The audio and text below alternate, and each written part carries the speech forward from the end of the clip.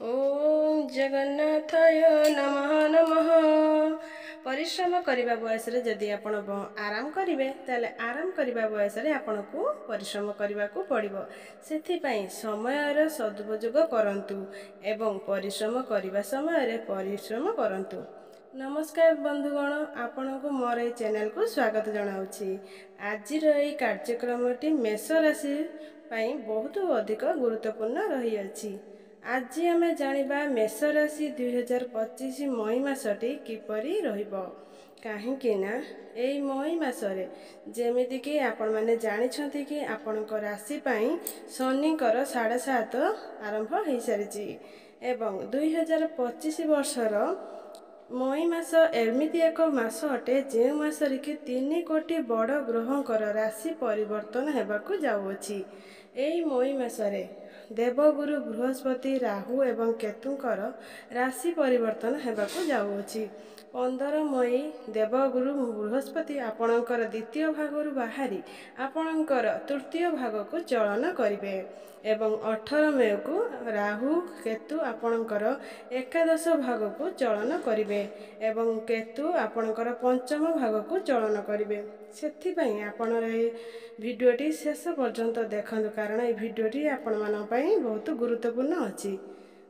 मेष राशि व्यक्ति विशेष मानकर एई मई मासटी किपरि रहिबो संपूर्ण भाव में आम से विषय आलोचना करबा। सेमानकर स्वास्थ्य, शिक्षा, प्रेम संपर्क, वैवाहिक जीवन, भाग्य, कैरियर एवं व्यापार वाणिज्य विस्तार भाव में आलोचना करबा। नवग्रहंकर स्थिति मध्य देखिबा। नवग्रह कि प्रकार फल देवारे सक्षम हेउछंती, शेषरे अशुभत्व प्रदान करुथुवा ग्रह मानक किछि विशेष प्रतिकार मध्य जानिबा।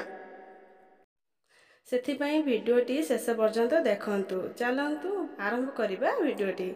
आपणकर चंद्र मई मास ठारू ग्रहंकर स्थिति आमे जानिबा।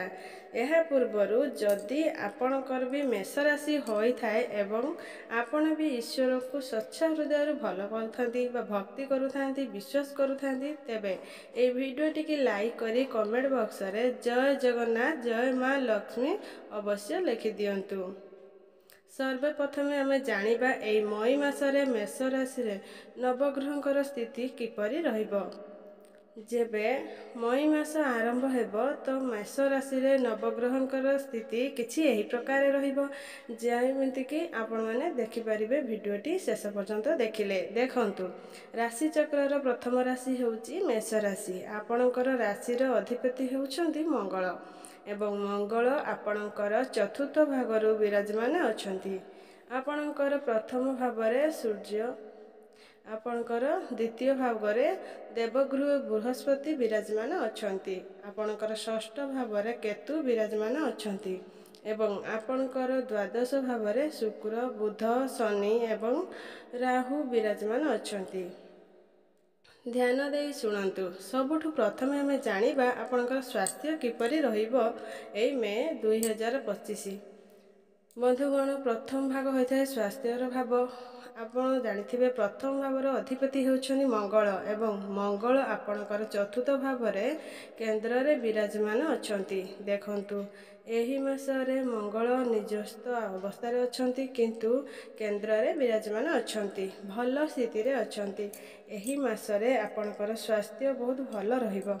चिंता करिवार कौनसी आवश्यकता नहीं, किंतु मंगल निचस्थ थिबा हेतु आपण बहुत अधिका ट्रैवलिंग करबा हेतु आपणकर मुंड बिंधा भली किछि समस्या देखा देई पारे एवं आपणकर बुध पंचम अवस्था रे थिबा अवस्था रे आपण द्वादश भाव रे रहिथिबारु टिके स्किन रिलेटेड समस्या देखा देई पारे। इन्फेक्शन, एलर्जी भली किछि समस्या देखा देई पारे। आपण एथि प्रति किछि ध्यान देबे, कारण बेसी बड़ समस्या हबार किछि कारण नाही।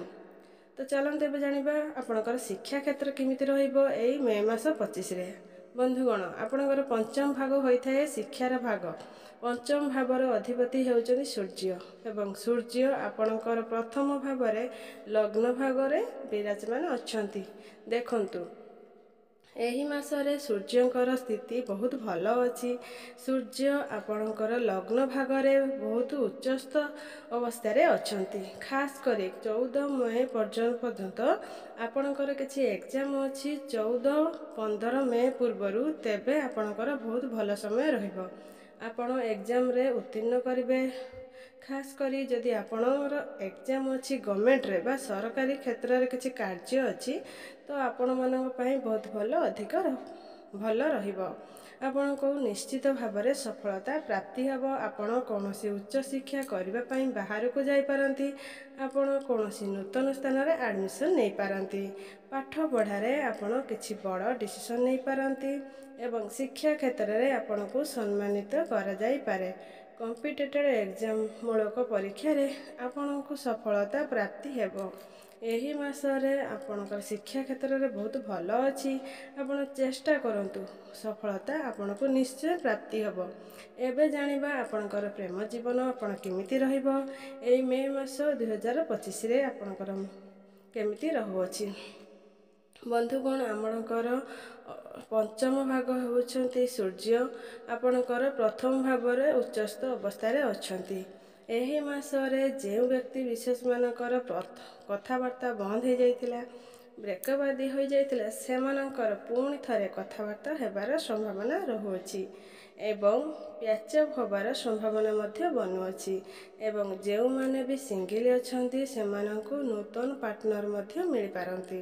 କିନ୍ତୁ ସୂର୍ଯ୍ୟ ଆପଣଙ୍କର ପ୍ରଥମ ଭାଗରେ ଥିବା ହେତୁ ସୂର୍ଯ୍ୟ ଉଚ୍ଚସ୍ଥ ତ ଅଛନ୍ତି, କିନ୍ତୁ ଆପଣଙ୍କୁ ଟିକେ ଅହଙ୍କାର ଦେଖାଦେଇପାରେ, ଆଟିଚ୍ୟୁଡ଼୍ ଦେଖାଦେଇପାରେ, ଯାହାଫଳରେ ଆପଣଙ୍କର ପ୍ରେମ ଜୀବନରେ ଏହି ଅହଙ୍କାର ଯୋଗୁଁ ଆପଣଙ୍କର ସମସ୍ୟା ଦେଖାଦେଇପାରେ। ସେଥିପାଇଁ ଆପଣ ଅହଙ୍କାରକୁ ତ୍ୟାଗ କରନ୍ତୁ ଏବଂ ଆପଣଙ୍କ ଭିତରେ ତାଳମେଳ ଠିକ୍ ରଖନ୍ତୁ। ଆର୍ଗୁମେଣ୍ଟ କରନ୍ତୁ ନାହିଁ। ଏହି ମାସରେ ଆପଣ 2 ଜଣ ମିଶି କୌଣସି ସ୍ଥାନକୁ ବୁଲିବାକୁ ଯାଇପାରନ୍ତି। ଭ୍ରମଣ ସୁଖ ଆପଣଙ୍କୁ ପ୍ରାପ୍ତି ହେବ। ଏବେ ଜାଣିବା ଆପଣଙ୍କର ବୈବାହିକ ଜୀବନ କିପରି ରହିବ ଏଇ ମେ ମାସ 2025ରେ। ବନ୍ଧୁଗଣ, ସପ୍ତମ ଭାବ ହୋଇଥାଏ ଆପଣଙ୍କର ବୈବାହିକ ଜୀବନର ଭାବ। ସପ୍ତମ ଭାଗର ଅଧିପତି ହେଉଛନ୍ତି ଶୁକ୍ର। ଶୁକ୍ର ଆପଣଙ୍କର ଦ୍ୱାଦଶ ଭାଗରେ ବିରାଜମାନ ଅଛନ୍ତି। ଏହି ମାସରେ ଆପଣଙ୍କର ବୈବାହିକ ଜୀବନ ବହୁତ ଭଲ ରହିବ। ଏହି ମାସରେ ଆପଣ 2 ଜଣ ମିଶି କୌଣସି ସ୍ଥାନକୁ ବୁଲିବାକୁ ଯାଇପାରନ୍ତି। ଖାସ୍ କରି ବିଦେଶକୁ ଯିବାର ସମ୍ଭାବନା ବନୁଅଛି କିମ୍ବା କୌଣସି ସମ୍ପର୍କୀୟଙ୍କ ଘରକୁ ଯିବାକୁ ଇଚ୍ଛା କରିପାରନ୍ତି। ଶୁକ୍ର ଆପଣଙ୍କ ଲାଇଫ୍ରେ ଥିବାରୁ ଆପଣଙ୍କର ଭ୍ରମଣ ବଢ଼ିପାରେ। ଆପଣଙ୍କ ଲାଇଫ୍ ପାର୍ଟନର କନଫ୍ୟୁଜରେ ପଡ଼ିଯାଆନ୍ତି। ନହେଲେ ଆପଣଙ୍କର ଏଇ ମାସ ବହୁତ ଭଲ ଅଛି, କିନ୍ତୁ ଆପଣଙ୍କ ଭିତରେ ଟିକେ ଅହଙ୍କାର, ଆଟିଚ୍ୟୁଡ଼୍ ଏବଂ ଟିକେ ପ୍ରଥମ ଭାଗରେ ଯେହେତୁ ସୂର୍ଯ୍ୟ ଅଛନ୍ତି, ସେଥିପାଇଁ ବୈବାହିକ ଜୀବନ ଆର୍ଗୁମେଣ୍ଟ, କଳି ଝଗଡ଼ା ଉତ୍ପନ୍ନ ହୋଇପାରେ। ସେଥିପାଇଁ ତ ଏଇ ମାସ 2025ରେ ଆପଣଙ୍କର ବୈବାହିକ ଜୀବନ କିପରି ରହିବ ହେଟା ଜାଣିବା। ବନ୍ଧୁଗଣ, ଆପଣଙ୍କର ସପ୍ତମ ଭାଗ ହୋଇଥାଏ ବୈବାହିକ ଜୀବନର ଭାବ। ଶୁକ୍ର ହେଉଛନ୍ତି ଆପଣଙ୍କର ଦ୍ୱାଦଶ ଭାବରେ ରହିଅଛନ୍ତି। ସେଥିପାଇଁ ଏହି ମାସରେ ଆପଣଙ୍କର ବୈବାହିକ ଜୀବନ ବହୁତ ଭଲ ରହିବ। ଏହି ମାସରେ ଆପଣ 2 ଜଣ ମିଶି କୌଣସି ସ୍ଥାନକୁ ବୁଲିବାକୁ ଯାଇପାରନ୍ତି। ନବମ ଭାଗ ହୋଇଥାଏ ଆପଣଙ୍କର ଭାଗ୍ୟର ଭାବ। ଦଶମ ଭାଗ ହୋଇଥାଏ ଆପଣଙ୍କର କ୍ୟାରିୟର ଭାବ।